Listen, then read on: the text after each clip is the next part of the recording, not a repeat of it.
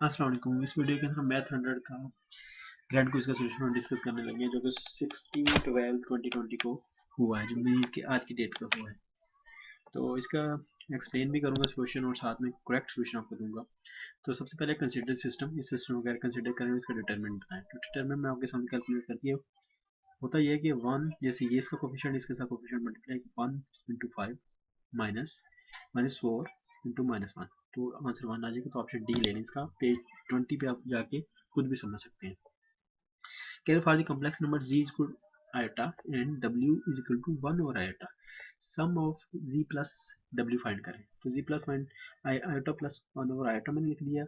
इसका एलसीएम ले लें, I square iota square plus 1 divided by iota। तो iota स्केयर जो होगा वो -1 होता है, प्लस 1 वो वैल्यू सारी और जीरो आंसर आ जाएगा। तो ऑप्शन डी लेने, तो इसको इस फॉर्म में भी लिख सकते हैं। तो वो ऑप्शन उसने इस तरह लिखा हुआ है। कह रहा है if matrix has an order of 2 cross 5 and matrix B has an order 5 plus 3, then the order of a matrix A class B। कह रहा है A class B अगर इन दोनों की मैट्रिक्स की मल्टीप्लिकेशन करें तो नया आने वाले मैट्रिक्स का ऑर्डर क्या होगा। तो ऑर्डर ये होता है कि पहले मैट्रिक्स की रोज ली जाती है जो कि 2 है, और दूसरे ऑर्डर की कॉलम लिए जाते हैं जो कि 3 है। तो 2 क्रॉस C वाला मैट्रिक्स मल्टीप्लिकेशन के बाद हासिल होगा। तो ऑप्शन डी ले लें आप इसका। ये मैंने लिख दिया कैसे होता है। For the complex number z is equal to plus is equal to w is equal to 1 over iota। the difference is z minus w find करना है। z minus w फाइंड करने के लिए ये देखें सारी कैलकुलेशन कर दी है। आयोटा माइनस 1 ओवर आयोटा, फिर एलसीएम ले i square minus 1 over iota -1। Iota square जो हो जाएगा होता है -1 के इक्वल होता है, -1 तो -2 आ गया। तो कभी भी जब भी आपने आंसर देना होता तो आपने डिनोमिनेटर में आयोटा नहीं देना होता। तो उसके लिए हम कॉन्जुगेट लेंगे, नीचे वाले नंबर का कॉन्जुगेट लेंगे, तो माइनस होता माइनस से आयोटा आ जाएगा, मल्टीप्लाई कर दिया, ठीक है। तो ये ऊपर वाला जो मल्टीप्लाई किया तो 2 आयोटा आ जाएगा, नीचे वाला जब आएगा तो माइनस आयोटा स्क्वायर आ जाएगा। तो ऊपर 2 आयोटा वैसे ही आ गया, और माइनस आयोटा स्क्वायर होता -1, तो आंसर नीचे 1 आ जाएगा, ऊपर 2 आयोटा, तो 2 आयोटा आंसर। ऑप्शन डी ले लें आप इसका। There are different objects in a set, एक सेट है उसके अंदर आर डिफरेंट ऑब्जेक्ट्स हैं, ठीक है। क्यों बता रहे डिफरेंट ऑब्जेक्ट्स हैं, क्योंकि अगर सेम हो कुछ तो फिर परम्यूटेशन में फर्क आ जाता है। We can arrange this object in, तो सिंपली हमें जितने ऑब्जेक्ट्स होते हैं उनको मल्टीप्लाई करना होता है, उतने आपके पास आप उन तरीकों से अरेंज कर सकते हैं। तो are factorial ways, option C ले लें, पेज नंबर 24 देख लें, वहाँ पे पेज नंबर 24 पे परमुटेशन का रूल नंबर 1 होगा। Which of the following number system will have the solution of equation x square means x dot x है, x square actually plus 6 is equal to 0। देखिए x square is equal to -6 हो जाएगा, is equal to -6 हो जाएगा। फिर आप x की value लेंगे तो वो आ जाएगी -6 ही अंडर रूट, ठीक है। तो आप इसको जब हल करेंगे तो कम्प्लेक्स नंबर में आंसर आएगा। तो ऑप्शन सी ले लें आप इसका। Determinant is a process of attaching a real number two every square matrix. Square matrix का ही हमने निकाला जाता है डिटर्मिनेंट, और डिटर्मिनेंट का जब निकल आता है तो उसका मतलब होता है कि आप मैट्रिक्स के हर मेंबर के साथ उसको मल्टीप्लाई कर सकते हैं, ठीक है। तो क्या है, तो आप पेज नंबर 17 पे जाएंगे, सीधा सीधा ये डेफिनेशन लिखेंगे। अभी कह रहा है इफ ए मॉड मतलब डिटर्मिनेंट 3 है अगर ये मैट्रिक्स का, और एडजॉइंट ए है, तो फिर ये वाला एडजॉइंट ए अगर दिया हुआ है तो कह रहा है कि ए इनवर्स निकाल के दिखाएं।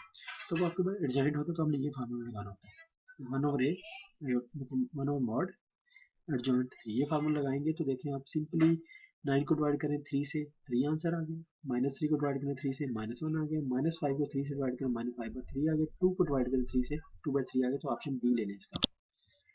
If B is a matrix whose determinant is 0 then its inverse, ठीक है। डिटर्मिनेंट अगर 0 होगा तो कैन नॉट बी डिटर्मिनेंट वाला ऑप्शन बी आपने लेना। क्यों लेना है ये देखिए आप। अगर कह रहे डिटर्मिनेंट 0 है तो डिटर्मिनेंट 1 ओवर अगर मैं इधर 0 कर दूं तो ऊपर जो भी वैल्यू होगी तो अनडिफाइंड हो जाएगा। तो अनडिफाइंड मतलब कि उसका हम डिटर्मिनेंट, हम उसका मैट्रिक्स का इन्वर्स नहीं फाइंड कर सकते। ये फार्मूला सामने रखें, ठीक है। ऑप्शन बी लेने आप इसका। एवरी रियल नंबर इज, देखिए हर रियल नंबर एक कम्प्लेक्स नंबर होता है। क्यों होता है, अब इसको समझें। A plus B iota, real number क्या होता है कि वो उसके साथ कम्प्लेक्स नंबर अटैच नहीं होता। अगर किसी भी रियल नंबर के साथ में +0 आइटा लगाता जो, तो कम्प्लेक्स नंबर नहीं बन जाएगा। तो इसी तरह ये इसको कहते हैं कि कम्प्लेक्स। ऑप्शन डी पे नंबर 3 पे आप वेरीफाई कर सकते हैं। Modulus of the complex number is, अच्छा मॉडुलस कैसे कैलकुलेट करते हैं, ये 3 माइनस 4 आइटा इज, तो इसका मॉडुलस कैसे कैलकुलेट करेंगे। आप पहले नंबर का ये जो ए 3 है ना, इसको ए समझे और -4 को बी समझे, माइनस इसका इसका हिस्सा होता है। वैसे ओरिजिनल फॉर्म जो होती है 3 प्लस ए प्लस 4 आइटा होती है, ए प्लस बी आइटा होती है, आपने पीछे भी देखा है। तो जैसे ए का स्केल लें बी का स्केल लें, जो भी नंबर आएगा वो 5 बन जाएगा, लेकिन 9 स्केल 3 की पावर 2 9, 4 की पावर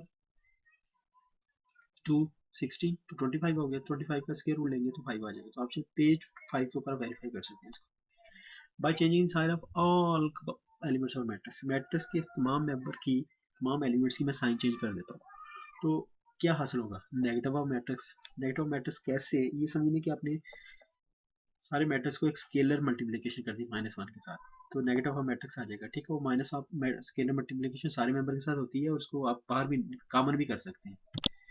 अच्छा, if 1 to 3 and y is equal to p q r then x union y find करो। तो यूनियन में क्या होता है कि दोनों के सारे मेंबर लिख दिए जाते हैं, तो ये वाला जो सेट है ऑप्शन डी वाला, ये वाला इसका आंसर बनता है।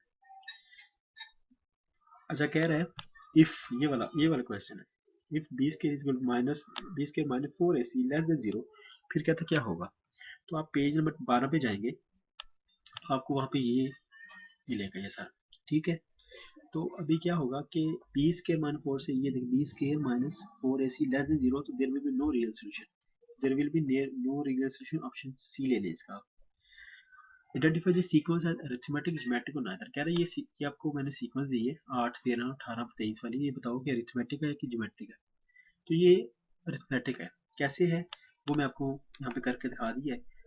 होता ये कि दूसरे नंबर से स्टार्ट करते हैं, दूसरे नंबर में से पहला माइनस करते हैं, फिर तीसरे नंबर में से दूसरा माइनस करते हैं, चौथे में से तीसरा माइनस करते हैं, ऐसे ही 13 में से 8 करें 5, 18 माइनस 13 करें 5, 23 माइनस 18 करें फिर भी 5। तो अगर ये सबका डिफरेंस सेम आता हो कंसेक्टिव नंबर का, तो वो अरिथमेटिक सीक्वेंस होती है। अगर रेशो सेम आ रही होती है, मैं डिवाइड करके देखते तो फिर ज्योमेट्रिक होती है। तो ऑप्शन ए ले लें इसका।